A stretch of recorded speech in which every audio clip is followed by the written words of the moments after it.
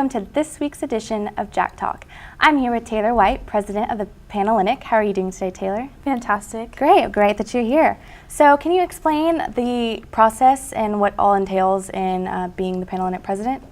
Yeah, so basically I'm here to help out all the sorority chapters and keep them updated on what's going on with Panhellenic and just help them out in any way that I can, like spread the word for recruitment or just anything like that, and help spread the word for their philanthropy events.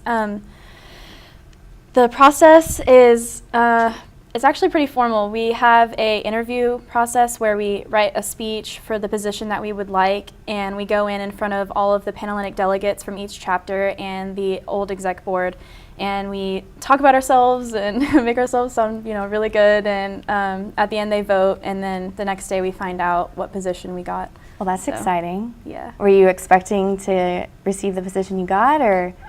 Surprisingly, no. I'm really excited that I got it, but I was not expecting it at all. But yeah, no, I'm super excited. Well, yeah, I definitely would be too.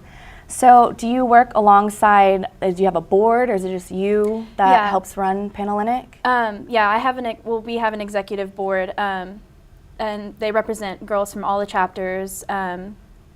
And we have meetings every week to discuss what's going on, like within Greek life and Panhellenic and events that are coming up and just all kinds of stuff like that. So what other people or positions per se are on the board that help you? The vice president, I work very closely with her, and we have recruitment coming up in the fall, so we're really getting the ball rolling on that and planning for that. Then we have the secretary, public relations, programs coordinator.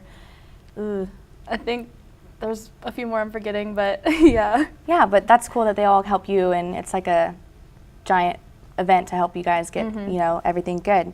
So I know you're a junior, and I don't know about you, but this has been my hardest year. So how are you juggling your own sorority, being Panhellenic president, and on top of all your junior year classes? It's hard. It's definitely taught me time management and responsibility. But I enjoy it. Classes are, it's kind of exciting because I'm getting into my major finally, so it's it's really exciting, and so I'm trying to keep up with that, and Panhellenic and my sorority, I don't know. It's been time management? Yeah, for sure. It's well, what is your major? I am business marketing. Okay. So I feel like this will help you eventually in the future. It'd be awesome putting on your resume and stuff that you were actually a president of this giant organization. Oh, for sure, yeah, especially with planning events and just governing people and all that. So yeah, no. Exactly. It's perfect. So I know you guys went to a giant conference, you and your exec board, along with the rest of the Greek community. Can you tell us about that? Yeah, we went to AFLV, which stands for Association of Fraternal Leadership and Values. It's basically a giant conference that just helps us get to know our position better and just help us out with our Greek community here at our own school, and we get to see how other schools deal with their problems and how we have similarities and differences, and we also get to learn all the rules that are behind the scenes, and it was really cool because I got to meet so many people from all over the country, from different sororities and fraternities, and MGC and MPHC were there too. It was really awesome. We got to learn about just anything and everything. There were a bunch of little break-off groups, and it was fantastic. It was one of the best experiences of my life. That's really cool. Yeah. So what did you bring back, or your exec board bring back to help the Panhellenic here at SFA? Well, we learned a lot about recruitment rules because it's been fuzzy sometimes. So we have a lot of that, and just even specific things for our own individual chapters, points that we learned that we can take back to just improve our individual chapters and Greek life as a whole. So it's not so ununified, I guess. Yeah, definitely. So Greek Week, I hear, is going to be a lot more different this year and getting involved with the Nacogdoches community. Tell us about that. Yeah, so this year for Greek Week, we are really promoting Greek unity. So we're not just doing the traditional, Panhellenic and then IFC Greek Week. We are doing Panhellenic, IFC, MGC, and NPHC, as a collaboration. So we're doing more events together for that, and we're really touching on our Greek values as like the theme for Greek Week this year. So, you know, one day we'll have a friendship day where we'll like all get together, and I think we're doing a step show for that, so that'll be really fun.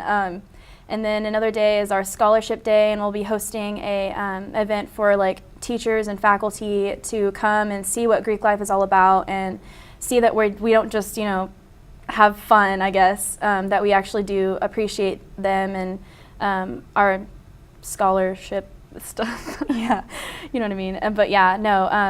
And then of course we're doing the big event at the end. That's our big finale, I guess. So what is the big event? Like, how are people getting involved in that? The big event is reaching out to the community and doing any kind of community work that is needed around, just a huge way to give back to the community, and it's a really good like thing that we do for our school because, I mean, it just makes us look so much, I mean, you know, it's just good to help. And that is actually worth like the most amount of points for Greek Week, so we're really trying to promote it. Yeah, exactly. Yes. So Miss Greek is coming up Tuesday. It is. I know you participated in it last year. Tell us a little something about that. I'll actually be in it again this year. Oh, really? We'll be rooting you. Exciting. That is for, I believe Teak is putting it on, and it is to support MAD, the Mothers Against Drunk Driving. It's a great way to, they raise money for them just to help their organization out, and it's a really fun pageant too. I mean, like, it's pretty formal, and I mean, I don't know, it was totally different because I had never been in a pageant before, but it was something that just really like took me out of my comfort zone, but I don't know, it was really fun. It was a great experience. Yeah, it was a great experience. I get to sing, so I always love doing that. We'll definitely be checking you out. Oh yeah, thanks. So that looks like all the time we have here at Taylor. Thank you for coming in today. Up next, we'll have Kaylee Host, and she will be talking with Coach Cardenas of the SFA baseball team. Stay tuned.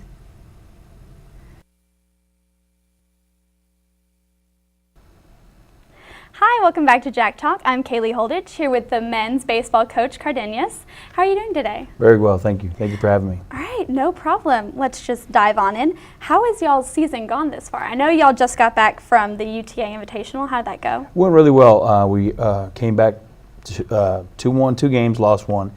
Played UTA and beat them 14-9. Played Oklahoma State, was ranked number 18th in the nation. They beat us 3-1. Our guys played really well. We just didn't hit that game.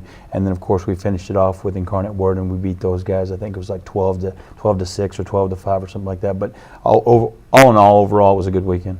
Yeah, playing the number 18 team in the nation, that's pretty high ranked for a small school like SFA to play. What other teams are y'all going to play that are high ranked? Well, our schedule just came out 2 weeks ago, and when looking at our schedule, we're going to play 7 of the top 40 teams in the nation this year. So, I mean, we're going to be playing teams like Alabama, who's ranked 25th. We're going to A&M on Tuesday, which is tomorrow, and we'll be playing them, and they're ranked in the top 20 as well. It's going to be a tough schedule for us, but we made that by design so that whenever we get to conference, we know we're not surprised by anything, and we're able to, kind of jump right into the season. Right.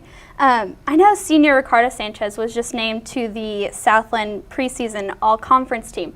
What does that mean for the team and as his coach? Well, it's really big. Anytime that you have anybody that gets those accolades early in the season, it's really good. It gives the program some notoriety and it gives it some attention. But the focus then has to be on him being able to live up to those expectations. With Ricky, it's a really good honor for him, but at the same time we're really confident that he can live up to those expectations. So for us, it just a lot more exposure, a lot any kind of feather in your hat like that early in the season is going to pay dividends for the program.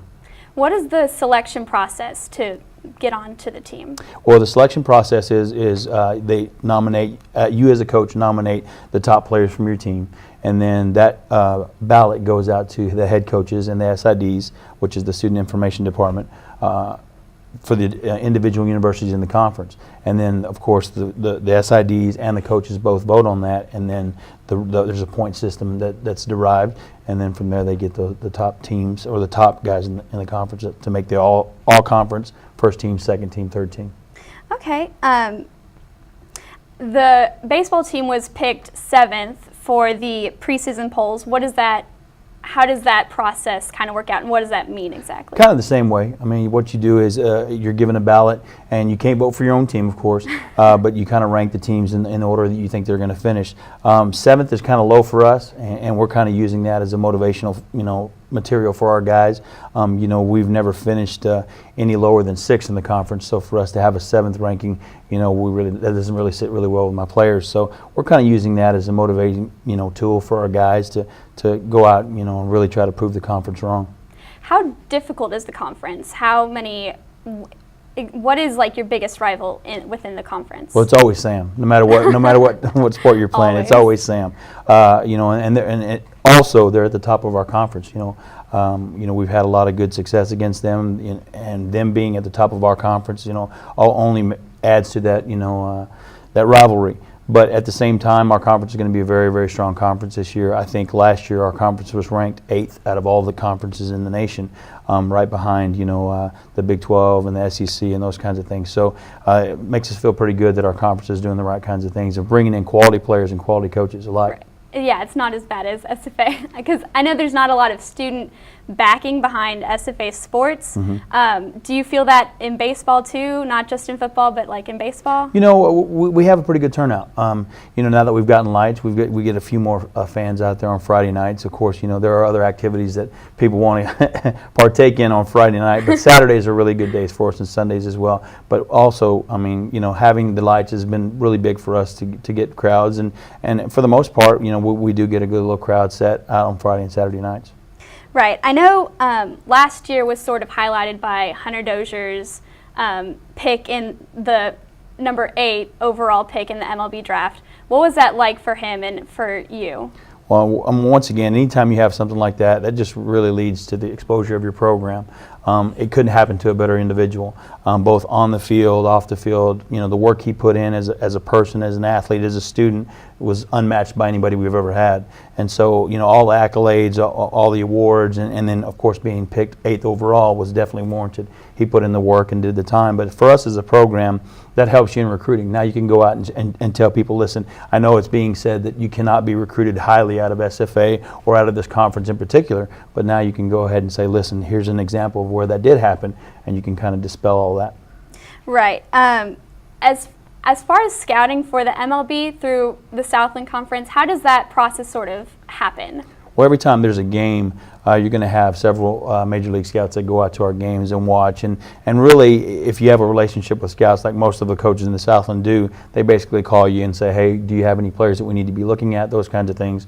And then when you go to games, practices, inter-squads, any of those kinds of things, definitely those guys show up, and they really want to see your guys perform at that level. Right. And like you were talking about before, it helps you with scouting high school. How do you kind of get the sense of who you need to scout, where you need to go to scout players? Well, it's just really basic need.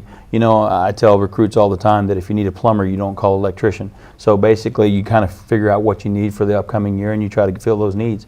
It's an ever evolving atmosphere and ever evolving landscape. But at the same time, what you want to do is you want to try to position those guys in where they can fit into that spot that you have open. Right. How do you predict your new season is going to go? I know you play Texas A&M next, then Alabama. Yes, ma'am. A lot of It's going to be tough. big teams. It's going to be tough, and right now we're starting 5 underclassmen out of 9 players, so it's very difficult. But we love our team. We love the effort that they've given us so far, and that's we'll wait to see. We'll wait to see how the season's going to turn out. I think it's a little premature right now to say where we're going to finish or how good we are right now, but the early returns have been good. Yeah, you're starting 5 underclassmen? Yes, ma'am, 5 underclassmen. Wow. Yeah, it makes it kind of tough, but it's fun. Do the seniors sort of look over the underclassmen, kind of take them under their wing? Yeah, we've got a really good senior class. Ricky's one of those guys, Zach Marbury, and all the other seniors that we have done a great job of being team leaders and basically kind of mentoring these young men and teaching them how to play at the Division I level. All right, real quick before we go, when is y'all's next home game? First home game is going to be this month, the 25th, against Arkansas Little Rock, and it'll be a 6 o'clock start. So hope to see a lot of fans out there. All right, well, we for sure will have that going. Looks like that's all the time we have for Coach Cardenas. Thank you for coming. Next up, Hector Sanchez will be talking to the president of Hope.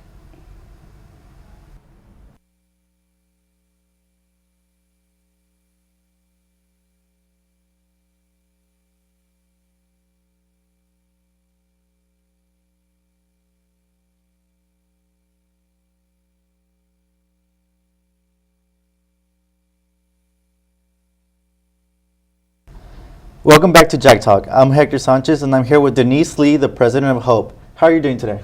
I'm fine. Thank you for having me. You're welcome. So tell us more about Hope. What is Hope? HOPE stands for Helping Other People Eat, and our mission is to feed the needy in Nacogdoches County.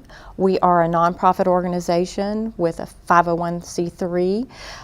We're one of 3 organizations or food pantries in Nacogdoches County that feed the needy of Nacogdoches County. What's unique about HOPE is that we're an all-volunteer staff. No one is paid. Everyone that works for HOPE is a volunteer. And how did Hope get started? In the 1990s, there was an organization called the Community Coalition that was kind of the brainchild of the Community Coalition. They wanted to find a way to serve the needs of Nacogdoches County residents, and they thought by feeding the poor would be would be very helpful to the community. A group called the Kiwanis of Nacogdoches kind of took the ball and ran with it. They actually helped us get it organized by establishing a relationship with East Texas Food Bank, and the East Texas Food Bank is in Tyler, and that's where we purchase our food. The Kiwanis not only helped us out with establishing that relationship, they also helped us get started by volunteering, and they helped to run the food bank, and they're still involved today by helping us financially and helping us in other ways today. And around how many people do you help a month? We actually feed about 1,500 people on a monthly basis, about 500 families. Some of the families that we service have quite large families, so the food really goes a long way. A lot of them may be on food stamps, but they can't make it to the end of the month, and we are assistants to them. We kind of fill in the gap. Okay, so I know that Hope receives fruit from the East Texas Food Bank. Yes. Where else does Hope receive help from? We actually purchase the food from East Texas Food Bank, and we receive cash donations from many churches. There are some Sunday school organizations that also make monthly donations, as well as individuals make monthly donations to Hope. In addition to that, there are some several really important food drives that really help us out. Westminster Presbyterian Church recently had a food drive that was very helpful to us. The post office has a food drive annually. The Boy Scouts have an annual food drive, and also the county fair. Usually to get in, instead of paying for a ticket, if you bring some canned goods, they'll let you in for free. And all of those contributions are distributed among the 3 food pantries in Nacogdoches County, and we're beneficiary. Do local grocery stores help you too? Absolutely. Several, like Walmart, Kroger, Brookshire Brothers, donate bread and some canned items, which really help us tremendously.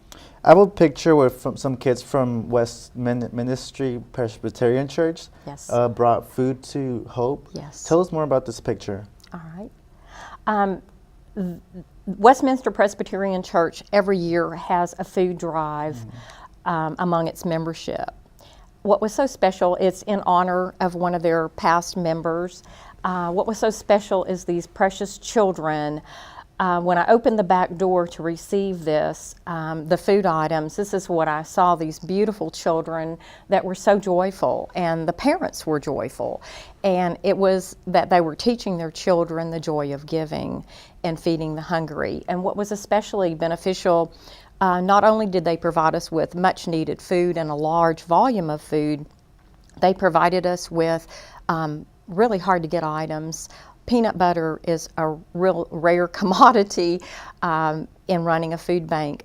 It's a needed commodity, and they brought a lot of peanut butter, and they also brought a lot of baby food. So it was a tremendous contribution. We're really grateful for that.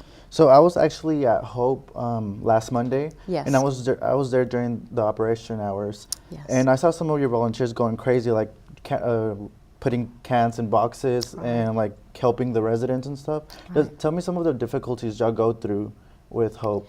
Well, we do serve, as you saw, Hector, we serve a large volume of people. A lot of times on a Monday or on a Thursday, we'll have 100 plus people that are there representing families to obtain food. So it does get chaotic because it's really busy. However, there is order. We have teams, the secret is we have 4 teams. And those team leaders are experienced, and they guide their teams, and they have their teams positioned. Different people do different tasks, and we do cross-train. So they're very experienced volunteers, and the team leaders are very organized and really know what they're doing. And then who's eligible to receive this help from Hope? We have a form, and if someone's new to Hope, they come in, and if they can't fill it out, we help them fill it out. We gather really important information. Oftentimes, we are able to direct them to other resources in addition to Hope that can help them in the community, like Love Inc. or Nacogdoches Housing. No one is turned away. If people want to volunteer at Hope, because I know y'all need the help, how can people volunteer or donate to Hope? Any group or any individual can make a donation, a cash donation or a check donation. 95 cents on the dollar that is donated to Hope goes to providing food. We don't have any overhead really. Our building is paid for. We just have utilities. So any cash donations are really put to good use. Another way of donating would be a food drive by donating canned goods and non-perishable items, or also volunteers. If you have any student organizations that would want to get volunteer hours or want to participate, we would welcome any volunteers that would, as a result of seeing this show, would want to participate in our organization. I know a class here, an advertising class here at SFA, is helping y'all advertise Hope more. Yes. And helping you with logos and stuff like that. Tell us more about that. Well, we are really looking to the youth for this. We're a team of volunteers that really are adept at feeding the needy. We don't have the skills that you have. We're really thankful to your class for coming up with a logo, getting us online, and kind of bringing us to the 21st century, because most of us that work at Hope are retired and don't have the skills that you have. We're really looking forward to seeing the results of your efforts. Well, thank you. Thank you for being here. Thank you. Thank you. Thank you. This is all the time we have. Thank you, Denise Lee, for coming to the show. Tune in next week for another episode of JackTalk. Thanks for watching, guys.